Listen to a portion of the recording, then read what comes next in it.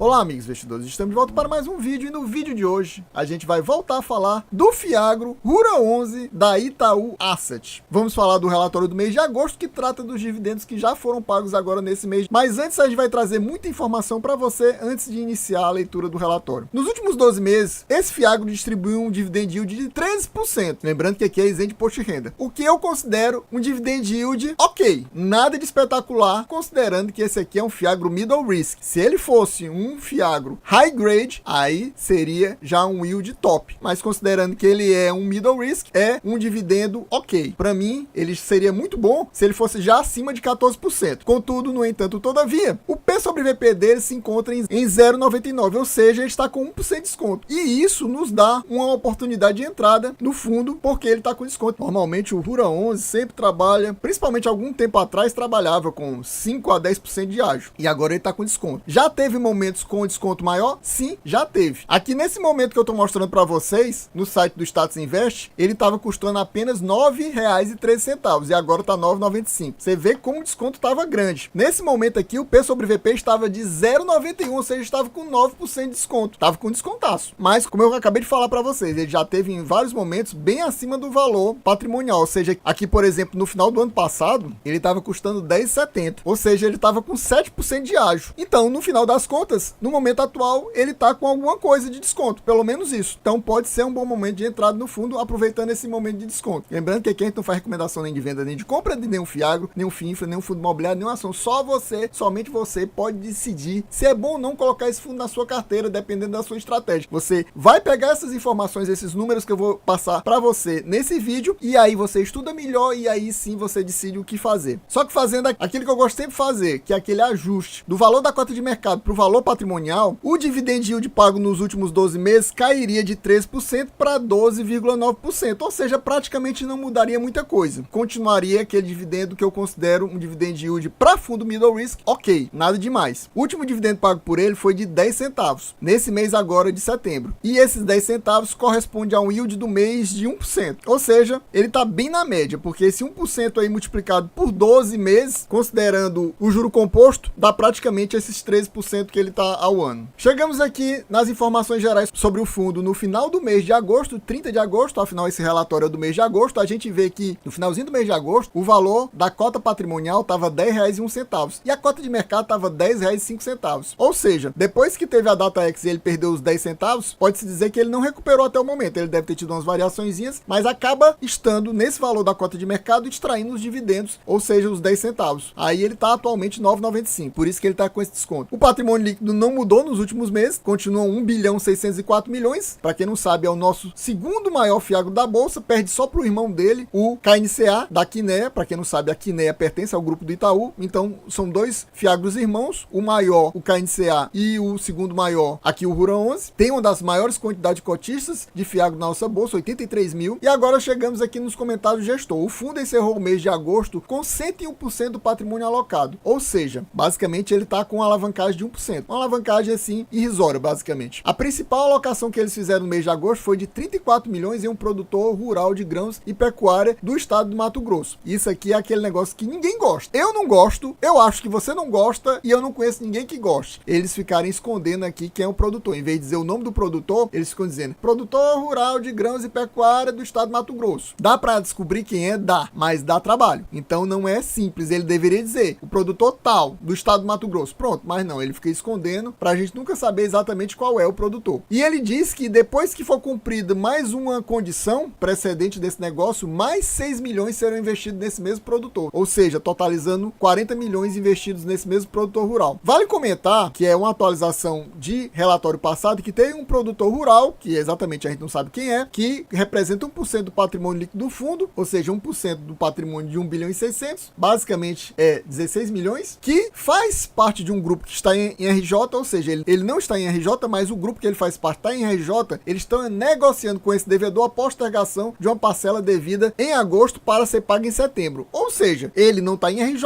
o grupo que ele faz parte está em RJ, mas ele está sem pagar a dívida dele. Teve um atraso aqui no pagamento dele. Mais uma informação importante que eu creio que ele traz para a gente, nesse comentário do gestor, é a questão das fortes queimadas que afetaram, no caso aqui, principalmente a região de Ribeirão Preto, no último mês. Essas queimadas não tiveram impacto impactos para os devedores que eles possuem nesse local. Atualmente, no caso, são 2 usinas que somam 2,6% do patrimônio líquido do fundo. Os impactos para essas usinas foram quase zero em relação ao volume de cana. Ou seja, basicamente ele quer dizer o quê? Que o local que teve mais problemas com queimadas que tem relação com o fundo foi Ribeirão Preto e os impactos foram quase nada, quase nulos. Eu até tô trazendo isso porque tem um inscrito aqui do canal que em vários vídeos saiu postando: as queimadas vão afetar, como é que vão afetar? Tá aí, a resposta trazida por um dos fundos. Não adianta a gente ficar supondo uma coisa, pessoal, se o fundo não fala nada, se o fundo não traz um relatório, se o fundo não traz um fato relevante. Então a gente fica sem saber. Não dá para chutar, dizendo, vai acabar o mundo porque tá tendo queimada. Então a gente precisa esperar que o próprio fundo lance uma novidade, seja em fato relevante ou seja no próprio relatório, sobre essa questão da queimada, para a gente saber qual é o impacto do fundo. Se ele não fala, não vou ser eu que vou ficar dizendo, esse fundo vai se acabar porque tá tendo queimada. A gente precisa ver o que é que o relatório fala. Não vou ser eu que vou ficar fazendo suposições,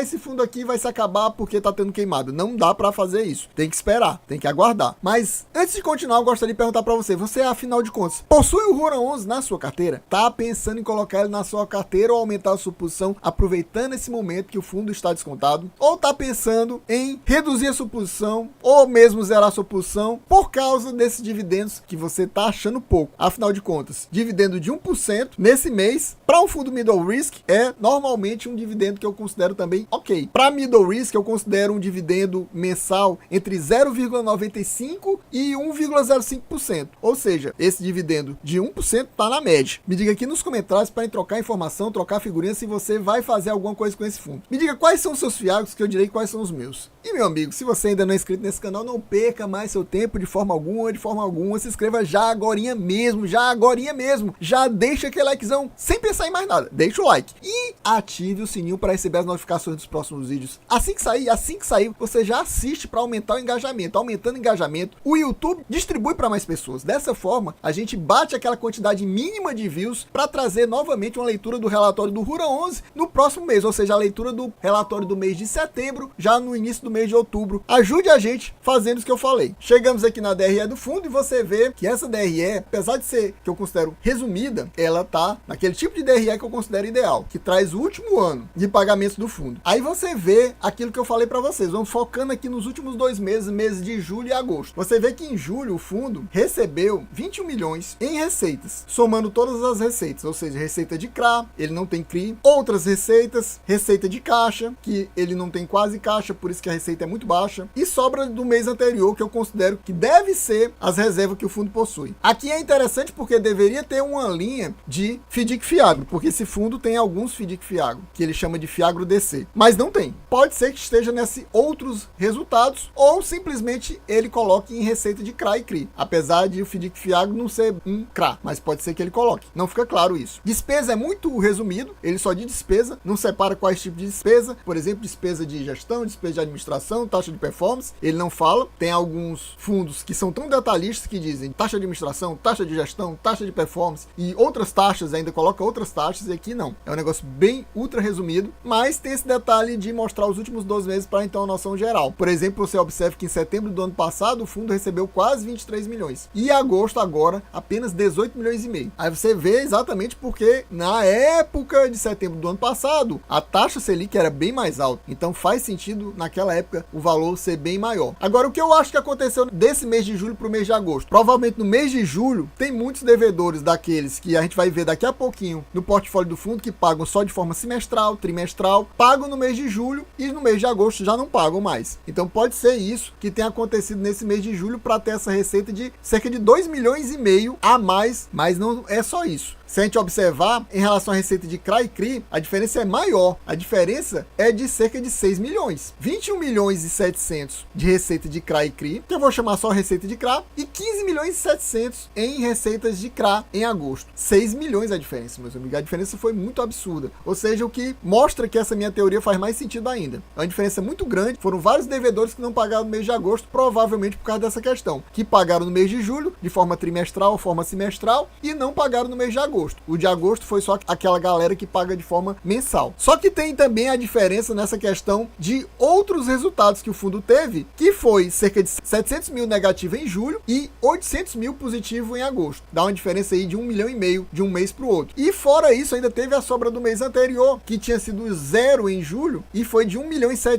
em agosto. Então, nessa combinação de fatores, a diferença na receita total não foi tão absurda quanto foi na receita de CRA, que aqui foi 6 milhões e aqui foi só 2,5 milhões. Por causa desses fatores positivos, digamos assim, a diferença não foi tão maior. No final das contas, a despesa também caiu de 2,5 milhões em julho para 2,2 milhões em agosto. E no final das contas, o resultado de julho foi muito maior, 18,5 milhões. E em agosto, 16 milhões e 300 mil. Cerca de 2 milhões e 200 de diferença de um mês para o outro. Aqui o resultado é nada mais nada menos que o lucro. Só que o fundo teve um resultado por cota de 10,9 centavos em julho e pagou o quê? 10 centavos e meio. Pagou um pouco abaixo, ou seja, ele fez uma reservazinha aí. Tanto que essa reserva veio para cá. E no mês agora de agosto, o valor do resultado por cota foi 10,2 centavos, só que ele pagou o quê? 10 centavos. De novo, ele fez uma reservazinha, ou seja, sobrou um pouquinho de dinheiro para o mês de setembro. Provavelmente ele fez essa distribuição a menos, guardando esse 0,4 centavo por cota no mês de julho, já sabendo que no mês de agosto teria algumas receitas a menos. É quase certo que ele tenha pensado nisso. Chegamos aqui no portfólio do fundo, eu dividi em duas páginas. Essa parte marcada aqui é simplesmente para ser a divisória entre a primeira parte dos ativos e a segunda parte. Aqui a gente vê o setor do devedor, já que ele simplesmente esconde da gente quem é o devedor, ele coloca apenas o setor. Aqui tem a região, aqui tem a garantia e aqui, mais importante, tem o tipo de ativo da dívida. Então a gente vê que ele majoritariamente é um fundo que tem ativos atrelados a CRAs, só que tem uns FDIC Fiagro, que ele chama de Fiagro DC. Aqui é como é feito o pagamento dos juros. Olha aqui, ó. Aí você vê que tem vários devedores que são semestrais, trimestral alguns, é quase a metade mensal. Então a gente vê que realmente vai ter meses que vai ter muito mais gente pagando do que outros meses. Os mensais mesmos são mais ou menos 50% da carteira aqui, pelo menos nessa primeira página. Claramente vários semestrais e alguns trimestrais. Aqui temos o indexador do lado da sua respectiva taxa. E aqui eu marquei para vocês o que eu considero high grade, de verde claro, muito pouco CRA com taxa high grade, apenas 2. Tem gente que já acharia essas taxas aí já middle risk, mas eu ainda considero high grade. As taxas que eu marquei em laranja são taxas que eu considero high yield já. Olha aí, CDI mais 5,18, CDI mais 6,10, CDI mais 5,52, CDI mais 6, CDI mais 5,01, CDI mais 6,52 e assim por diante. E essas que eu coloquei em laranja já são taxas que estão entrando no ultra high yield. CDI mais 7,34, CDI mais 8,17. São taxas bem perigosas desses dois devedores aí. E você vê também que ele não coloca aqui no portfólio qual é o rate, né? Ou seja, provavelmente a maioria desses devedores não tem rate, o que também é desagradável.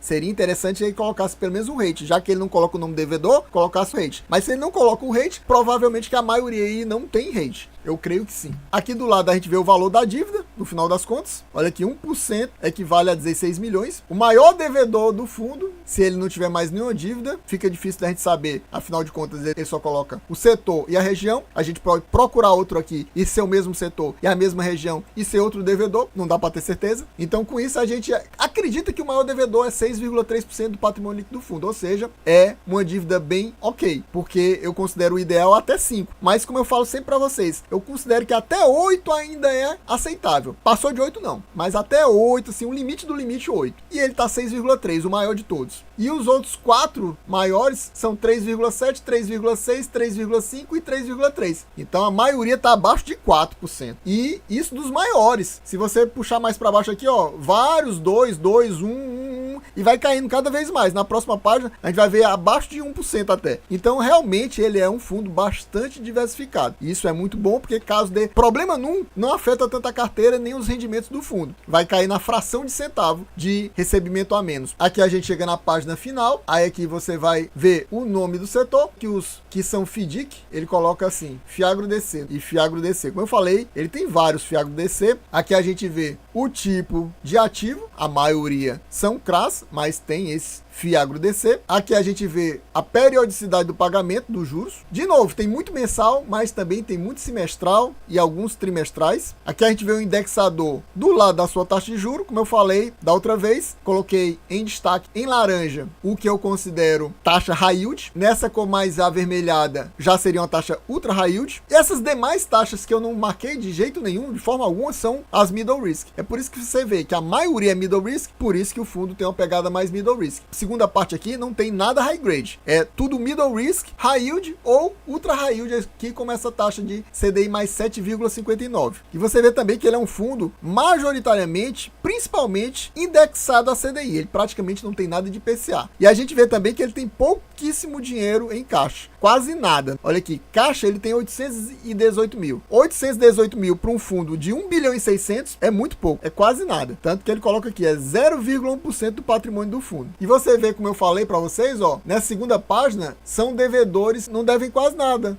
em relação ao patrimônio líquido. É de 1% para baixo, ó, 1%, 0,9%, 0,8%, 0,7% e assim por diante. E a gente vê que o total do fundo do patrimônio líquido aqui é 1 bilhão e 622, ou seja, uma alavancagem de 1,2%. Pessoal, então a gente vai ficando por aqui, espero que vocês tenham gostado. Quem gostou já sabe, se não for inscrito, se inscreva agora mesmo. Já deixa aquele likezão, comenta aqui para ajudar a gente a aumentar a quantidade de views o máximo possível, para no próximo mês estarmos trazendo aqui para vocês a leitura do relatório do mês de setembro, no começo do mês de outubro aqui do Hura 11 da Itaú Asset. É isso aí, valeu, até a próxima e fui!